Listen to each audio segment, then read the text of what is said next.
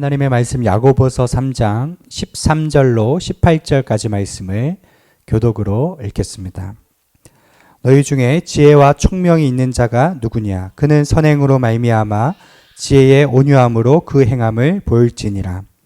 그러나 너희 마음속에 독한 시기와 다툼이 있으면 자랑하지 말라. 진리를 거슬러 거짓말하지 말라. 이러한 지혜는 위로부터 내려온 것이 아니요 땅 위의 것이요 정욕의 것이요 귀신의 것이니 시기와 다툼이 있는 곳에는 혼란과 모든 악한 일이 있음이라. 오직 위로부터 난 지혜는 첫째 성결하고 다음에 화평하고 관용하고 양순하며 긍휼과 선한 열매가 가득하고 편견과 거짓이 없나니 화평하게 하는 자들은 화평으로 심어 의의 열매를 거두니라. 오늘 말씀의 제목은 하늘 지혜로의 부르심이라는 제목입니다. 야고보서는 어려운 시대를 살아가는 성도들에게 권면하는 내용입니다. 지혜를 사모하라. 지금 우리에게 절실히 필요한 것은 지혜입니다. 우리 주보의 에베소서 5장 15절부터 17절 사도 바울이 이렇게 권면하죠. 함께 읽겠습니다. 시작. 그런즉 너희가 어떻게 행할지를 자세히 주의하여 지혜 없는 자 같이 하지 말고 오직 지혜 있는 자 같이 하여 세월을 아끼라. 때가 악하니라. 그러므로 어리석은 자가 되지 말고 오직 주의 뜻이 무엇인가 이해하라. 지금 가정도 교회도 위기의 시대라고 하죠. 제가 개척교회 목사님들 만나는데요. 다들 참 어렵다고 합니다. 건물 있는 교회 목사님들도 참 어렵대요. 교회가 굉장히 어렵고요. 가정들도 많이 깨어지고 길을 잃고 있습니다. 경제적으로 영적으로 어려운 시대인데 이러한 시대에 우리에게 요구되는 주님의 명령, 주님의 음성, 지혜를 사모하라. 지혜를 가까이 하라입니다. 그래서 오늘 본문을 통해 우리가 살아내야 할 지혜는 무엇인가? 세 가지입니다. 첫째, 지혜로의 부르심. 둘째, 세상 지혜. 셋째, 하늘 지혜. 이 세 가지를 나누도록 하겠습니다. 첫째, 지혜로의 부르심입니다. 우리 13절 같이 읽겠습니다. 시작. 너희 중에 지혜와 총명이 있는 자가 누구냐? 그는 선행으로 말미암아 지혜의 온유함으로 그 행함을 보일지니라. 야고보가 질문하죠. 너희 중에 지혜와 총명이 있는 자가 누구냐? 바로 그 대답을 합니다. 그는 선행으로 말미암아 지혜의 온유함으로 그 행함을 보일지니라. 무슨 말일까요? 지혜는 삶과 분리된 게 아니라는 거예요. 우리의 삶을 통해 증명되는 것이 지혜입니다. 지혜 있는 사람은요, 자기 안에 그 지혜가 내재화되고 체득되어서 자연스럽게 나오는 것입니다. 지혜는 도서관 가서 지식을 많이 쌓는다고 나오는 것이 아니라 우리 안에 주신 지혜가 있다. 그래서 잠언은 지혜를 의인화해요. 지혜를 사랑하라. 지혜와 교제하라. 지혜가 길거리 어귀에서 부르지 않느냐? 지혜를 가까이 하라 이야기하는데 신약에서는 그것을 뭐라고 표현하느냐? 지혜의 본체이신 예수님을 가까이 하라는 거예요. 예수님과 교제하면 지혜로운 삶을 산다는 거죠. 예수님을 흠모하고 따라가라 하는 부르심입니다. 그 호세아서도 이렇게 얘기하죠. 여호와를 알라. 여호와를 아는 지식을 말하는 것이 아닙니다. 관계로 알라는 것이에요. 하나님을 대면하고 체험하라는 것입니다. 그 하나님 한 분만을 사모하며 따라가다 보면 자연히 우리 안에 흡수되어 나타나는 것이 지혜의 삶이다 하는 말씀입니다. 부모와 자녀는 닮은 꼴이죠. 자식은 부모를 보면서 배운다고 해요. 엄마 아빠가 화낼 때 우리 엄마 아빠는 이럴 때 화내는구나. 엄마 아빠가 기뻐할 때 이럴 때 기뻐하는구나. 제가 어릴 때 고집이 세고 땡깡이 심했어요. 둘째가 그래서 이렇게 고집이 있는 것 같아요. 우리 엄마 아빠의 스타일은 이런 거구나. 제가 주중에도 목요일에 딸을 데리고 노숙자 사역을 갔거든요. 저희 첫째 딸은 또 나눠주기를 참 좋아합니다. 저희 아내랑 제가 또 나눠주는 거 참 좋아하거든요. 보면서 배우고 붕어빵처럼 닮아가는 것 같아요. 나중에 부모가 계시지 않을 때 자연스럽게 그 성품과 삶의 패턴들이 나오는 거죠. 지혜가 이와 같은 것이다 하는 거죠. 1절 말씀이 좀 복잡하게 돼 있는데 영어로 번역하면 이렇게 돼 있어요. 선한 삶으로 지혜를 소유하고 있다는 것을 증명하라.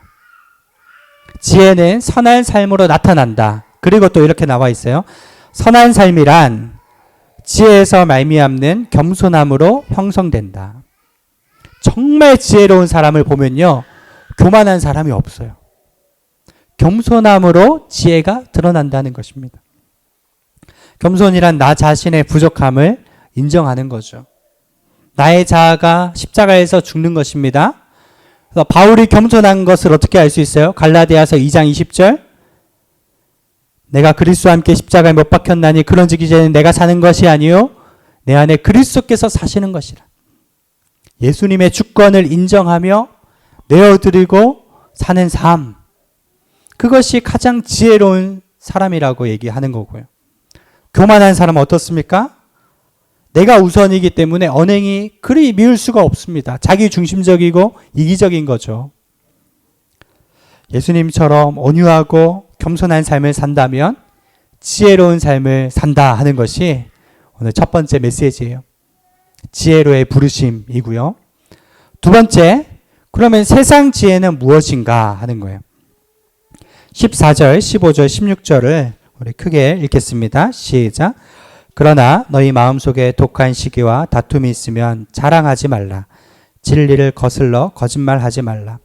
이러한 지혜는 위로부터 내려온 것이 아니요 땅 위의 것이요 정욕의 것이요 귀신의 것이니 시기와 다툼이 있는 곳에는 혼란과 모든 악한 일이 있음이라. 야고보는 하늘의 지혜가 있고 세상 지혜가 있는데 세상 지혜는 세 가지 특징이 있다. 시기와 다툼과 혼란이라는 거예요. 세상 지혜의 첫째 특징이 시기예요. 세상이 어떠한 원리로 돌아가느냐? 시기입니다. 저 사람이 갖고 있는 걸 나는 왜 못 갖고 있지?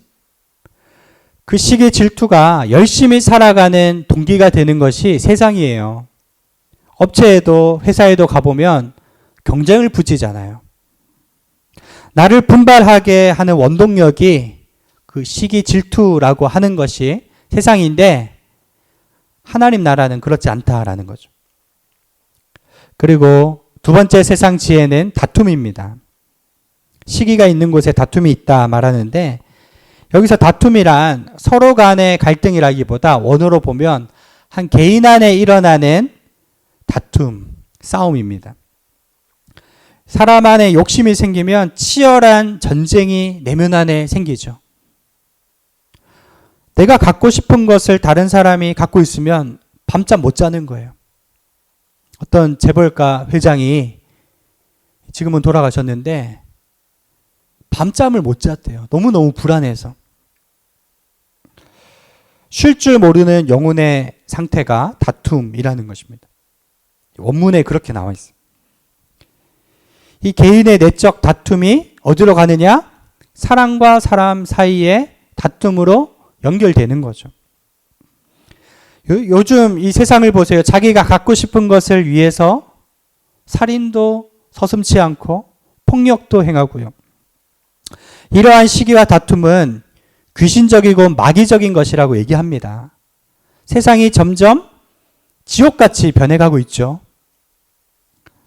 주중에 23살 된 여성이 또래 여성을 계획적으로 살인하고 뭐라고 했느냐? 사람을 한번 죽여보고 싶었다. 여러분 세상이 이렇게까지 될 수가 있습니까? 세상 질서가 점점 깨어지는 것입니다. 세상 지혜는 시기와 다툼이다. 16절 읽겠습니다. 시작. 시기와 다툼이 있는 곳에는 혼란과 모든 악한 일이 있음이라. 시기와 다툼이 있는 곳에 혼란이 있어요. 이것은 무질서. 저 사람이 갖고 있는 걸 내가 갖고 있지 않으면 어떻게 됩니까? 고동치는 불안함이 있어요. 다른 사람이 갖지 않은 걸 내가 갖고 있어도 빼앗길까 봐 끊임없이 불안한 것이 바로 이 혼란입니다. 무질서한 거죠. 혼란한 삶. 세상 지혜는 정욕적이라고 했죠. 마셔도 또 마시고 채워도 또 채우고 싶고 욕심이 끝이 없는 것입니다. 점점 사람들은 더 큰 자극을 추구하죠. 정신이 피폐해지고 영적으로 굉장히 혼탁하고 혼란한 시기입니다. 그 교회 안에서도 세속의 영향이 참 많이 들어오는 것 같아요. 그 번영신앙이라고 하죠. 기복신앙이 들어오는데요. 그 메시지들을 보면 큰 비전을 가져, 큰 꿈을 가져, 하나님이 너를 최고로 높이 쓸 거야. 모두가 부자 될 것이라고 얘기하는데 그것이 복음일까요? 모두가 1등이 되고 최고가 되는 사회만큼 끔찍한 사회가 없어요. 예를 들어서 여러분 비행기에는 이코노미가 있고 비즈니스 좌석이 있잖아요. 이코노미가 200석 정도 된다면 비즈니스는 한 20석 정도 되죠. 근데 크리스천들이 다 기도하는 거예요. 하나님 내게 복을 주셔서 이코노미가 아니라 1등석 비즈니스를 타게 해주세요. 다 비즈니스 타면 그 비행기가 어떻게 되겠습니까? 비즈니스에 앉게 되면 하나님이 나를 사랑하시고 이코노미에 앉으면 기도 응답 안 하시는구나. 여러분 이것이 번영신학의 폐해입니다. 좋은 비행기 타고 다니면 복이고 비행기 못 타면 버스 타고 기차 타고 다니면 복이 아니고 좋은 집에 살면 하나님 나를 사랑하시고 좀 집이 초라하면 기도 응답이 안 받은 것 같고 여러분 복음은 그렇지 않다는 것입니다. 버스를 타고 다니나 뚜벅이로 걸어 다니나 내 주 예수 모신 곳이 그 어디나 하늘나라. 여러분 이러한 천국을 소유하시게 되기를 축원드립니다. 우리 안에 내면에 고요함이 있고 기쁨이 있고 감사가 흘러 넘치는 것입니다. 그러한 자족하기를 배우는 것이 하늘의 지혜인 것이죠. 고린도전서 1장 18절 우리 주보를 보시면서 읽을까요? 시작. 십자가의 도가 멸망하는 자들에게는 미련한 것이요 구원을 받는 우리에게는 하나님의 능력이라. 세상은 알지 못해요. 그러나 십자가의 도, 복음을 아는 자는 하나님의 능력 가운데 참된 기쁨 가운데 살아가죠. 고린도전서 1장 27절 읽겠습니다. 시작. 하나님께서는 세상에 미련한 것들을 택하사 지혜 있는 자들을 부끄럽게 하시고 세상에 약한 것들을 택하사 강한 것들을 부끄럽게 하신다라고 했죠. 내가 예수님 안에 주님과 연합하면 세상에 평화를 이룰 수 있는 것입니다. 오리를 가자고 하면 심리를 가지고 오른밤을 치면 왼밤을 대주고 원수도 사랑하고 매 순간 십자가를 선택하십시오. 여러분 시기는 참 자연스러운 감정 같아요. 때때로 우리가 다른 사람 잘 되는 걸 보면은 질투가 일어나잖아요. 근데 시기가 일어날 때 하나님 안의 마음을 잘 지키지 않으니까 내면에 갈등이 되고 다툼이 되고 삶이 무질서해지는 거죠. 예를 들어 나보다 좀 잘 되는 사람 볼 때 깨꼬닥하게 쟤는 빽이 있나 보다. 뭐 때문에 저렇게 잘 될까? 이 부정적인 관점으로 보기 때문에 마음의 질서가 깨지고 사람과의 관계도 흐트러지는 거죠. 사람은 영적인 동물이기 때문에 애매하게 말 한마디에도 느낌이 오잖아요. 자꾸 충돌하는 겁니다. 근데 늘 좋은 눈으로 바라보는 거예요. 저 사람이 저렇게 되기까지 얼마나 노력했을까. 칭찬하고 격려해주고 내가 이렇게 좋은데 너는 얼마나 좋으니 좋은 마음으로 자꾸 격려해주면요. 내 마음에 평화가 임하는 거죠. 전도서 9장 11절에 보면 시기와 기회는 그들 모두에게 임한다고 했어요. 좋은 마음으로 타인을 격려하면 여러분 기회는 그 다음에 나에게 온다라는 것이 성경입니다.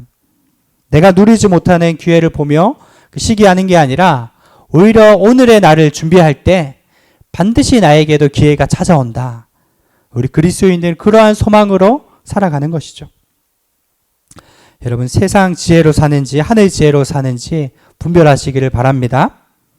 하나님의 나라는 먹는 것과 마시는 것이 아니요 오직 성령 안에 있는 의와 평강과 희락이니라. 여러분 안에 평강과 희락이 있는지 점검해 보시기를 바랍니다. 그래서 세 번째, 하늘 지혜는 무엇인가? 17절에 나와 있습니다. 함께 17절 읽겠습니다. 시작. 오직 위로부터 난 지혜는 첫째 성결하고 다음에 화평하고 관용하고 양순하며 긍휼과 선한 열매가 가득하고 편견과 거짓이 없나니. 8가지 짧게 여러분에게 적용해 보시길 바랍니다. 첫째는 성결인데요. 악에서 최대한 멀리 떠나려 몸부림치는 것입니다. 이 단어가 하그네라는 단어죠. 흠없는 삶을 향해 쉴 줄 모르는 목마름을 갖는 것입니다. 거룩의 생명을 거르는 것입니다. 아무리 거룩을 추구하며 저희들 회개하며 깨끗하게 살아보려고 하지만 나도 모르게 죄가 들어오잖아요. 넘어지고 또 넘어지고 때로는 자신에 대해 혐오스럽기까지 하죠. 오라 나는 죄인이로다. 그러나 천국 가는 그날까지 쉬지 않고 거룩을 갈망하는 것이 바로 이 성결함이라고 말하는 거예요.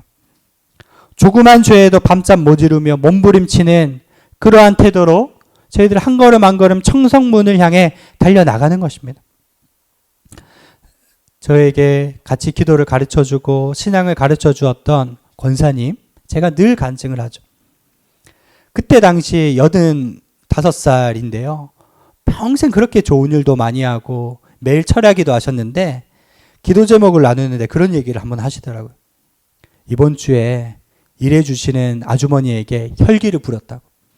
내가 이 나이 되도록까지 화 하나 다스리지 못하니까 얼마나 회개가 나오는지, 십자가 앞에 그 심판대 앞에 서기가 너무 부끄럽다, 그런 나눔을 하시더라고요. 제가 그 권사님을 뵈면서 평생의 싸움이 있는 거구나, 그것을 깨닫게 됐습니다. 여러분, 악에게 떠나려고 갈망하는 것, 더러운 세상 때를 묻지 않으려고 달려나가는 것이 이 성결함입니다. 두 번째, 화평함입니다. 세상의 욕심, 정욕을 내려놓으니까 우리 마음이 어떻게 되죠? 참된 쉼을 얻는 것이죠. 그것이 화평이에요. 여러분, 은혜 받은 사람의 얼굴을 보세요. 불안하지 않습니다. 고요하고 평안한 것입니다. 예수님 얼굴에는 늘 잔잔한 미소가 있었을 것 같아요. 그리스도인은 화평케 하는 자, 피스메이커라고 했죠. 가는 곳곳마다 사랑과 용서를 나누는 사람이죠. 링컨이 나이가 40 넘으면 자기 얼굴에 책임을 질 수 있어야 된다라고 했는데, 여러분, 그 평강한 얼굴이 여러분 가운데 있게 되길 바랍니다. 세 번째, 관용입니다. 이 카인드니스라고 되어 있는데요. 이것은 내적 안정감이 관계의 안정감으로 이어지는 것입니다. 자기 안에 안정감이 없는데 어찌 다른 사람에게 안정감을 줄 수 있겠습니까? 내 안에 초조함이 있는데 어떻게 가족들에게 평강을 줄 수 있겠습니까? 그래서 넓은 마음으로 친절히 대하며 관용하며 용납하라고 오늘 말씀하는 거예요. 사람이 감정적으로 쉽게 화를 내잖아요. 조급할 때 화를 내더라고요. 그래서 늘 릴렉스하고 평안한 마음을 갖고 미소 짓고 천천히 가는 은혜가 있게 되길 바랍니다. 늘 영혼이 평안하며 여유를 가질 때 주변 사람에게 친절을 베풀 수 있는 거죠. 여러분, 로마 사회가 뒤집어진 결정적인 이유가 하인들이 예수님을 믿게 됐는데 그 주인들이 볼 때 그 놀라운 변화가 일어났기 때문에 로마 주인들이 다 변화되었다라고 얘기하죠. 관용입니다. 네 번째, 양순인데요. 이 양순은 원어로 보면 무슨 뜻이냐? 하나님 앞에 전적으로 순종하는 것입니다. 하나님의 뜻이기 때문에 내 생각과 감정과 상관없이 전심으로 순종하는 것입니다. 그래서 이 양순이라는 말 뜻에는 쉽게 설득되다라는 뜻이 있어요. 하나님의 뜻에 민감히 반응하여 하나님의 인도하심을 전적으로 따르는 것입니다. 양과 같이 하나님께서 이 길로 가면 어떻겠니 하면 전심으로 그 길을 따라가는 것입니다. 이런 양순의 은혜가 있게 되기를 축복합니다. 또 다섯 번째는 긍휼이죠. 하나님께서 나를 긍휼히 여기셨기 때문에 나도 타인을 불쌍히 여기는 마음입니다. 여러분, 주변의 사람들을 보면서 불쌍히 여기는 마음이 있으십니까? 내가 그 놀라운 은혜를 받았기 때문에 그 은혜가 나를 통해서 흘러가는 것이죠. 우리 그리스도인은 긍휼히 여기는 자입니다. 여섯 번째, 선한 열매를 맺는다 했어요. 이것은 언행이 구체적으로 하나님을 닮아가는 것, 성령의 9가지 열매를 맺혀가는 것입니다. 여러분, 성품의 열매를 맺으면요, 주변에 사람들이 모이게 돼 있고 늘 잔치집 같아요. 희락이 있고 평강이 있고 기쁨이 넘치는 거죠. 또 일곱 번째는 편견이 없는 것입니다. 이것은 그 원어로 아디아 크리스토스인데 관계의 일관성이에요. 부한자나 가난한 자나 권력자나 힘이 없는 자나 그 앞에서 똑같은 얼굴을 갖는 것입니다. 일관되게 선을 베푸는 것이죠. 여덟 번째, 거짓이 없는 것. 이것은 가면을 쓰지 않는 것입니다. 진실되게 살아가는 거죠. 밖에서나 집안에서나 얼굴이 동일하고 있는 자라고 아부하지 않고 없는 자라고 갑질하지 않고 늘 신실하고 진실되게 살아가는 그리스도인의 모습을 그려주고 있는 것입니다. 이러한 것들이 하늘의 지혜다라고 얘기를 하죠. 18절 말씀 읽겠습니다. 시작. 화평하게 하는 자들은 화평으로 심어 의의 열매를 거두느니라. 아멘. 여러분, 화평함과 의의 열매를 풍성히 거두시는 성도님들 되시기를 축원드립니다. 그 교회가 부흥하기 위해 ABC가 필요하다, 그런 얘기들을 하더라고요. A, attendance, 출석률, 사람 숫자가 많아야 되고, B, 빌딩이 있어야 되고, 건축해야 된다는 거죠. C, 캐시, 재정 상태가 좋아야 한다. 그래서 어디 목회자 모임 같은 데 가면 이 세 가지를 항상 사람들이 물어봐요. 몇 명이냐, 건물이 있냐, 뭐 재정이 넉넉하냐, 그런 것들을 나누면서 이 ABC가 있어야 교회가 부흥하고 더 커진다, 뭐 이런 얘기들을 하더라고요. 저는 그 말을 들으면서 과연 하나님도 그렇게 생각하실까? 물론 중요하죠. 그건 기반이 되는 거기 때문에. 하나님의 관점에서 이 시대에 하나님이 찾고 있는 것은 다윗처럼 하나님을 갈망하는 예배자를 찾고 있는 것이 아닐까. 우리 주변에 보면 숫자도 많고 건물도 화려하고 재정도 충분한 교회들이 있습니다. 그러나 하나님이 참으로 주목하시는 교회는 두세 사람이 모여도 정말 뜨겁게 기도하고 하나님을 갈망하고 성결한 삶을 살기 위해 몸부림치는 그러한 성도가 아니겠습니까? 로마서에 보면 세상의 모든 피조물들이 하나님의 자녀들 나타나기를 고대한다라고 했습니다. 세상 자녀들이 이제 세상이 파괴되고 점점 지옥처럼 변하는 것을 보며 참된 그리스도인 하나님의 자녀 나타나기를 기대하고 있습니다. 여러분, 하늘의 지혜를 소유한 사람으로 이 세상을 변화시키시는 하나님의 사람들이 되시기를 주님의 이름으로 축원드립니다.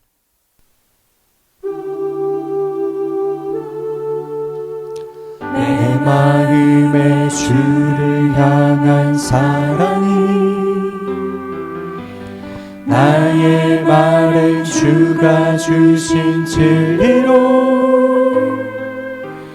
나의 눈에 주의 눈물 채워주소서. 내 입술에 찬양의 향기가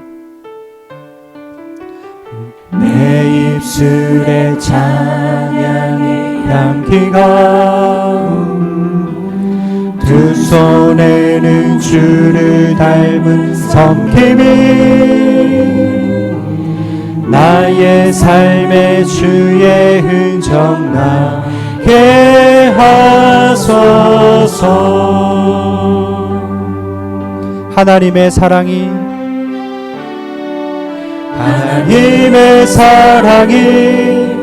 영원히 함께하리. 십자가의 길을 건넨 자에게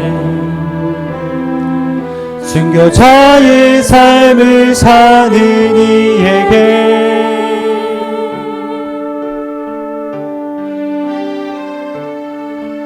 조롱하는 소리와 세상 유혹 속에도 주의 순결한 신부가 되리라. 내 생명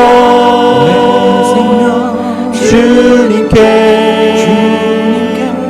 드리니. 다시 한 번 더 고백합니다. 내 마음에 주를 향한 마음의 주를 향한 사랑이 나의 말엔 주가 주신 진리로 나의 눈에 주의 눈물 채워주소서. 내 입술에 찬양의 향기가 내 입술에 찬양의 향기가 두 손에는 주를 닮은 섬김이 나의 삶에 주의 흔적 나게 하소서.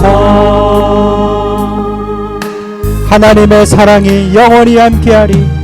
하나님의 사랑이 영원히 함께하리. 십자가의 길을 걷는 자에게 순교자의 삶을 사는 이에게